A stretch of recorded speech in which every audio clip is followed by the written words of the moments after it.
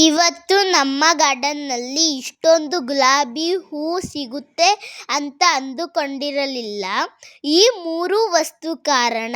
ಈ video skip ಮಾಡ್ದಲೇ ಕೊನೆವರೆಗೂ ನೋಡಿ. Hi hello welcome back to my channel. ಬನ್ನಿ ತಡ ಮಾಡೋದು ಬೇಡ, ವಿಡಿಯೋ ಶುರು ಮಾಡೋಣ.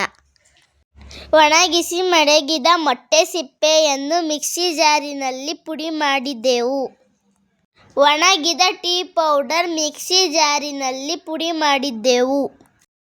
ಇದಕ್ಕೆ 1 ಮುಷ್ಟಿಯನ್ನು ಎಪ್ಸಮ್ ಸಾಲ್ಟ್ ಅಂದರೆ ಮೆಗ್ನೀಷಿಯಂ ಸಲ್ಫೇಟ್, ಈ 3 ಮಿಕ್ಸ್ ಮಾಡಿದೆವು.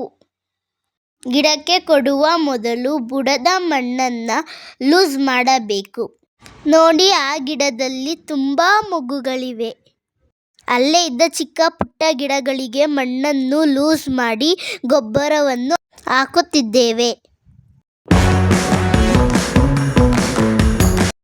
ನಮ್ಮ ಗಾರ್ಡನ್ನಲ್ಲಿ ಈ ವೈಟ್ ಗುಲಾಬಿ ಗಿಡ ಬಂಚ್ ಗುಲಾಬಿಯಾಗಿದ್ದು ಎಷ್ಟೊಂದು ಹೂ ತುಂಬಿದೆ.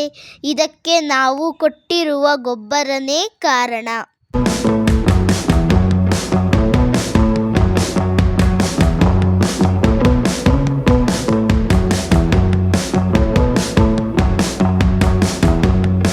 ಈ ಕೆಂಪು ಗುಲಾಬಿ ಗಿಡ ಎಷ್ಟೊಂದು ಮೊಗ್ಗು ಹೂಗಳಿಂದ ತುಂಬಿದೆ. ಈ ಹೂವಿನ ಪರಿಮಳ ತುಂಬ ಚೆನ್ನಾಗಿದೆ. ಸೆಂಟೆಡ್ ಗುಲಾಬಿಯಾಗಿದೆ. ನಮ್ಮ ಗಾರ್ಡನ್ನಲ್ಲಿರುವ ಪ್ರತಿಯೊಂದು ಗುಲಾಬಿ ಗಿಡಗಳಿಗೆ ಈ ಗೊಬ್ಬರ ಹಾಕುವುದರಿಂದ ತುಂಬ ಚೆನ್ನಾಗಿ ಚಿಗುರು ಮತ್ತು ಮೊಗ್ಗು ಹೂಗಳಾಗಿವೆ. ಇಲ್ಲಿ ಒಂದಕ್ಕಿಂತ ಒಂದು ಗಿಡಗಳು ಚೆನ್ನಾಗಿವೆ. ಈ ರೀತಿ ಗುಲಾಬಿ ಗಿಡಗಳು ಹೆವಿ ಫೀಡರ್ ಗಿಡಗಳು. ಈ ಗುಲಾಬಿ ಗಿಡಗಳಿಗೆ 15 ದಿನಕ್ಕೊಮ್ಮೆ ಈ ರೀತಿ ಗೊಬ್ಬರ ಕೊಡುವುದರಿಂದ ವರ್ಷ ಪೂರ್ತಿ ನಮಗೆ ಹೂ ಸಿಗುತ್ತಲೇ ಇರುತ್ತೆ. ಈ ಗುಲಾಬಿ ಗಿಡಗಳು ಹಾಕಿ ಜಾಸ್ತಿ ದಿನ ಏನೂ ಆಗಿಲ್ಲ. ಈ ಗಿಡಗಳು ಇರುವ ಜಾಗದಲ್ಲಿ ಮೊದಲು ನಮ್ಮ ಅಮ್ಮ ಮೆಣಸಿನ ಗಿಡ ಹಾಕಿದ್ರು. ನನ್ನ ವಿಡಿಯೋ ನೋಡಿರುವವರಿಗೆ ಗೊತ್ತಿರುತ್ತದೆ, ಮೆಣಸಿನ ಗಿಡ ತೆಗೆದ ಮೇಲೆ ಎಷ್ಟು ಗಿಡಗಳನ್ನು ಹಾಕಿ ಬೆಳೆಸಿಕೊಂಡಿರುವುದು.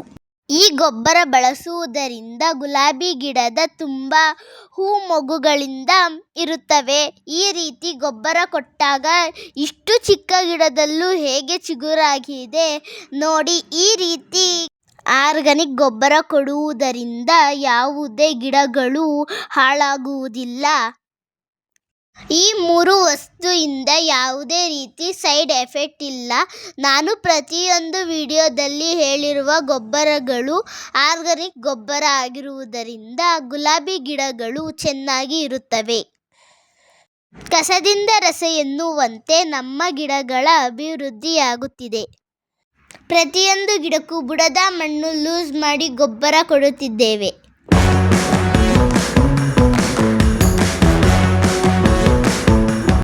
ಕೆಲವರು ಪಾಟಲ್ಲೂ ಹೂ ಬಿಡಲ್ಲ ಅಂತಾರೆ. ನಮ್ಮ ಅಮ್ಮ ಪಾಟಲ್ ಕೂಡ ಎಷ್ಟು ಚೆನ್ನಾಗಿ ಹೂ ಬೆಳೆಸುತ್ತಾರೆ.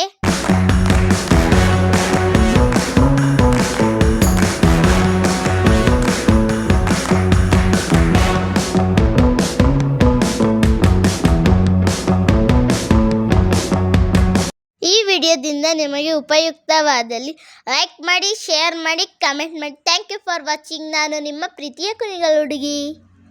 ಹೀಗೆ ನನ್ನ ವ್ಯೂವರ್ಸ್, ಸಬ್ಸ್ಕ್ರೈಬರ್ಸ್ ಸಪೋರ್ಟ್ ಮಾಡ್ತಾ ಇರಿ. ಇಂದು ಗಣರಾಜ್ಯೋತ್ಸವ ಇರುವುದರಿಂದ ನಾಡಿನ ಸಮಸ್ತ ಜನತೆಗೆ ಗಣರಾಜ್ಯೋತ್ಸವದ ಹಾರ್ದಿಕ ಶುಭಾಶಯಗಳು.